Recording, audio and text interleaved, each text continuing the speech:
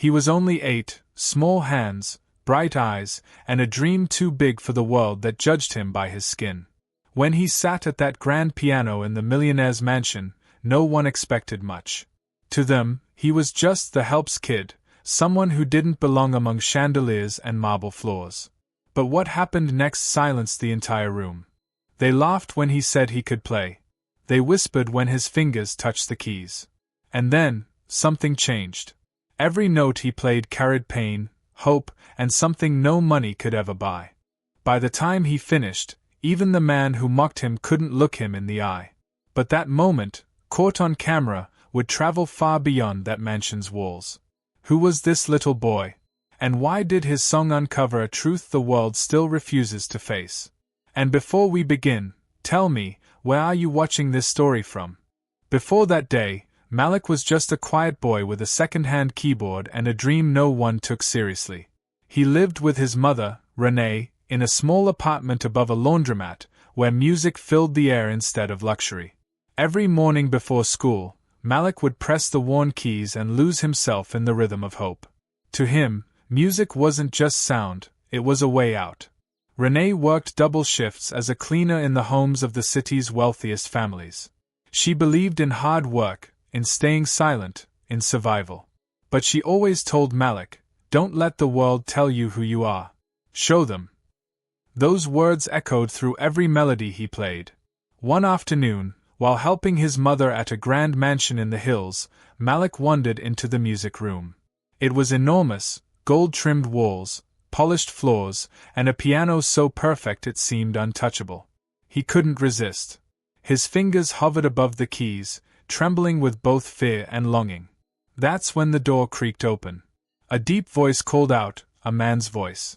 The kind that made people freeze. And in that instant, Malik's ordinary world began to shift toward something no one could have imagined.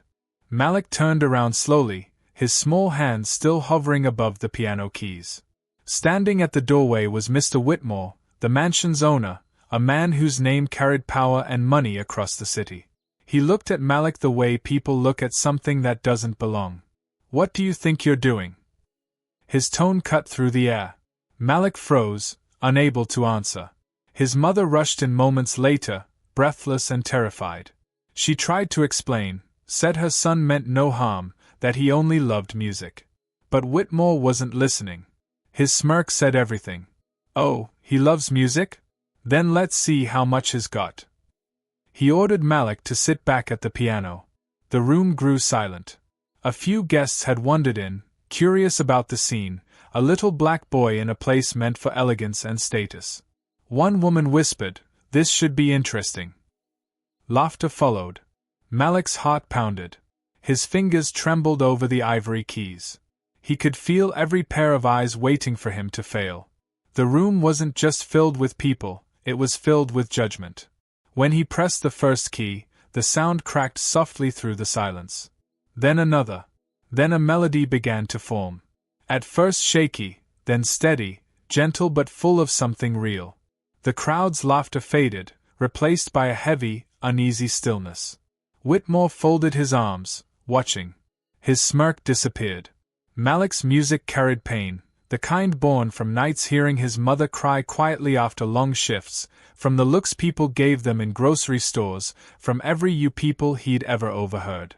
He poured it all into the song, note by note. When he finished, no one clapped. Not out of disrespect, but because they didn't know how to. The silence was louder than applause. Whitmore finally spoke. "Not bad, for someone like you." Renee's face went pale. She held Malik close, whispering that it was time to leave. But before they reached the door, one of the guests, a journalist, approached. She'd recorded the entire performance on her phone. "The world needs to see this," she said quietly. By that evening, the video was online. Within hours, it spread. People called Malik a prodigy. Others said he was being used for sympathy. But as the views climbed, so did the hate. Comment sections filled with venom. "He doesn't belong there. They're just looking for pity." For every word of praise, there were 10 more that reminded Malik where society thought his place should be. Still, amid the chaos, one question lingered in everyone's mind: would that performance change his life, or destroy it? Days after the video went viral, Malik's world turned upside down. Strangers recognized him on the street. News channels debated his talent like it was a scandal. His mother tried to shield him from it all, but she couldn't protect him from the whispers, the stares, or the messages that flooded their inbox: "You don't belong in that world. Stay in your lane." Then came the invitation. Mr. Whitmore himself wanted Malik to perform again, this time at a charity gala, to show what opportunity looks like. Renee hesitated, but Malik insisted. He wanted to prove that his gift was his own, not a trick for applause. The night of the gala, the room shimmered with diamonds and arrogance. Cameras flashed. Reporters waited. When Malik walked to the piano, some smiled politely, others didn't bother hiding their doubt. Whitmore placed a hand on the boy's shoulder and said just loud enough for the crowd to hear, "Let's see if lightning strikes twice." Malik sat, staring at the keys. But this time, his fingers wouldn't move. The laughter, the judgment, the online hate, it all pressed down on him like weight he couldn't lift. Then he looked toward his mother. Her eyes, tired but fierce, told him what words couldn't: play for yourself. He took a deep breath and began. The melody started soft, trembling, then grew stronger, bolder. The sound filled the hall, raw and unpolished, full of fire. Every note cut through the pretense around him, exposing the cracks in that polished world. Guests stopped talking. Some wiped tears they didn't understand. Even Whitmore's expression shifted from smug to shaken. And if you felt every word of this moment, don't forget to subscribe. Stories like this deserve to be heard. When the last note faded, the room erupted, not in applause, but in emotion.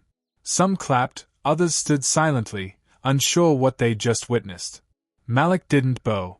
He just looked at the man who once mocked him and said quietly, "You said you'd adopt me if I played.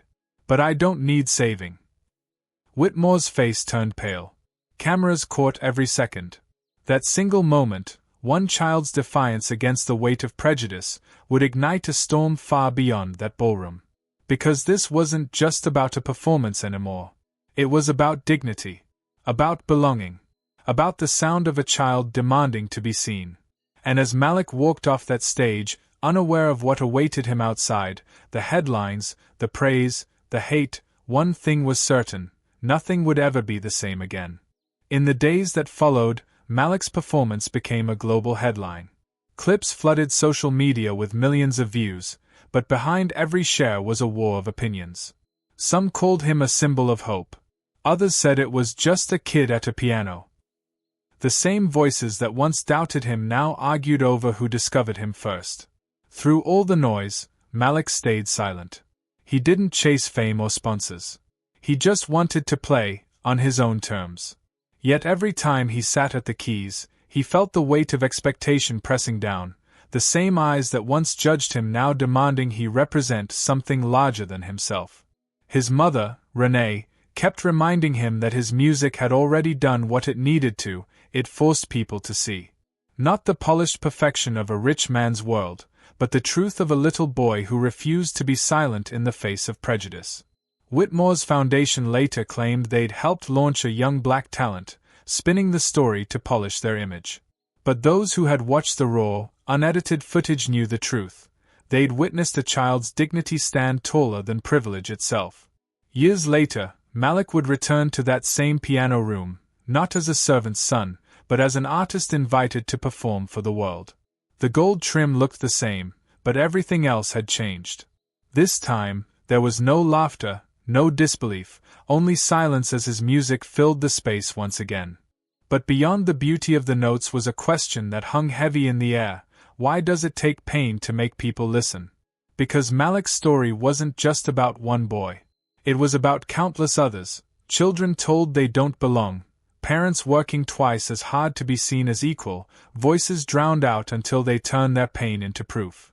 Racism doesn't always wear a uniform or shout from a crowd. Sometimes it smiles politely from the front row and claps for the very talent it once dismissed. And as Malik's final note faded into the silence, it wasn't applause that mattered, it was the hope that someone, somewhere, finally heard what he was trying to say all along. Because equality shouldn't have to be earned, it should simply be given. So the question remains, how many more songs must be played before the world finally learns to listen? If this story moved you, don't scroll away, hit like, share it with someone who needs to hear it, and let's keep these stories alive.